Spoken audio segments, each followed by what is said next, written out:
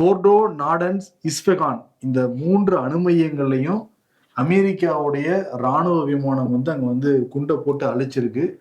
இதுல எவ்வளவு சேதாரங்கள், அணுக்கசிவு ஏற்பட்டிருக்கா போன்ற எந்த தகவலும் இது வரைக்கும் உறுதிப்படுத்தப்படல. ஆமா. இந்த 3 இடங்கள்லயும் வந்து அவங்க யுரேனியம் வந்து செறிவூட்டிட்டே இருக்காங்க அப்படிங்கிற குற்றச்சாட்டை தான் இவங்க வந்து வச்சுட்டே இருந்தாங்க. ஆனா அந்த இந்த யுரேனியம் இதெல்லாம் வந்து கண்காணிக்கிற அமைப்பு இருக்காங்க. அணுசக்தியை கண்காணிக்கிற சர்வதேச அணுசக்தி முகமை.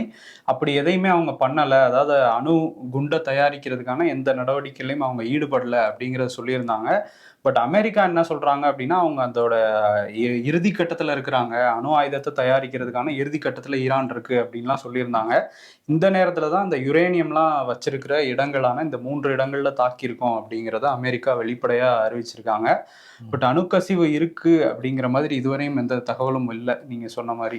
ஆமா, நெதன்யாஹூ என்ன சொல்றாரு அப்படின்னா, பூமியிலே அமெரிக்காவுக்கு நிகரா வேற எந்த நாடுமே இல்ல, வேற எந்த நாடும் செய்ய முடியாத அமெரிக்கா வந்து செஞ்சிருக்கு, அமெரிக்காவுக்கு நிகர் அமெரிக்கா மட்டும்தான், அமெரிக்கா வரலாற்றையே மாத்தி அமைச்சிருக்குன்னு சொல்லிட்டு இஸ்ரேலுடைய பிரதமர் நெதன்யாஹூ சொன்னது மட்டும் இல்லாம ஜெருசலத்துல போய் டொனால்டு ட்ரம்ப்புக்கு பிரார்த்தனைலாம் கூட வந்து பண்ணியிருக்காரு.